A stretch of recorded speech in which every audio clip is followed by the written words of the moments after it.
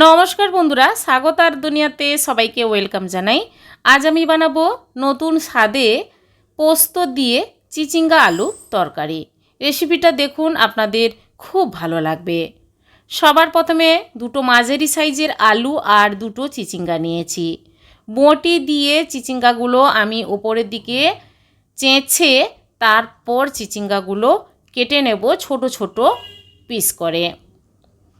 চিচিঙ্গা দিয়ে পোস্ত বন্ধুরা বানিয়ে গরম ভাতে কিংবা রুটি পরোটার সঙ্গে খেতে কিন্তু অসাধারণ লাগে। চিচিঙ্গাগুলো এভাবে কেটে নিচ্ছি আর আলুটাও আমি ছুলে নিয়ে ছোট ছোট পিস করে কেটে নিলাম। এবার গ্যাস অন করে কড়াই মধ্যে সর্ষে তেল 2 টেবিল স্পুন দিয়ে দিলাম, সামান্য পরিমাণ কালো জিরে আর চেরা কাঁচা লঙ্কা 4 থেকে 5টি দিয়ে দিলাম।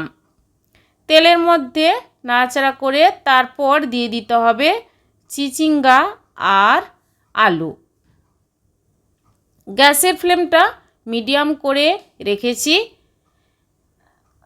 এরপর নাড়াচাড়া করে আমি দিয়ে দেব পরিমাণ মতো লবণ।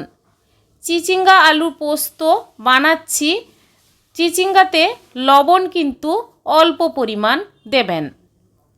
লবণ দিয়ে নাড়াচাড়া করে কিছুক্ষণ ঢাকা দিয়ে রেখে দেব, তাহলে চিচিঙ্গা থেকে অনেকটা জলও বেরোবে আর আলুটাও কিন্তু সেদ্ধ হয়ে যাবে।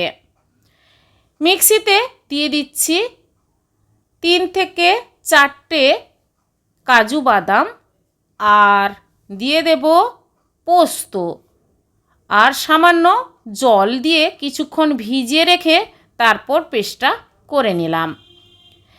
ঢাকাটা খুলে নিয়েছি। চিচিঙ্গার জলটা কিন্তু বেশ শুকিয়ে গেছে, আলুটাও অনেকটা সেদ্ধ হয়ে গেছে। এরপর পোস্ত বাটা দিয়ে দেব। পোস্ত বাটা দিয়ে মিক্সি জারটা ধুয়েও আরও হাফ বাটির মতো জল দিয়ে দেব। চিচিঙ্গা আলু পোস্ত মাখা মাখা হবে, একদম শুকনো করব না, তাই অল্প জল দিয়ে দিচ্ছি হাফ টেবিল স্পুনের মতো চিনি।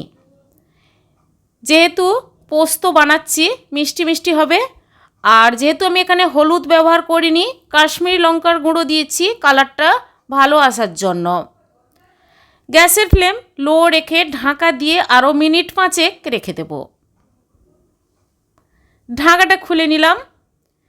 চিচিঙ্গা আলু পোস্তটা কিন্তু তৈরি হয়ে গেছে। এরপর সবার লাস্টে দিয়ে দেব 1 টেবিল স্পুন সর্ষে তেল। ব্যাস তৈরি হয়ে গেল। বন্ধুরা এভাবে চিচিঙ্গা আলু পোস্ত চটজলদি অল্প সময়ে বানিয়ে গরম ভাতের ডালের সঙ্গে কিংবা যে কোনো সময় বানিয়ে রুটি পরোটার সঙ্গে আপনারা খাবেন, ভালো লাগবে। গ্যাস অফ করে সার্ভ করে নিলাম। আজকের এই রেসিপি কেমন লেগেছে কমেন্ট করে অবশ্যই জানাবেন বন্ধুরা, লাইক করবেন আর আমার চ্যানেলে নতুন বন্ধু হতে চাইলে আমার চ্যানেলটি সাবস্ক্রাইব করে নেওয়ার অনুরোধ থাকলো বন্ধুরা। আজই পর্যন্ত, আবার হাজির হব যে কোনো সময় নতুন কোনো রেসিপি নিয়ে। সবাই ভালো থাকুন, ধন্যবাদ।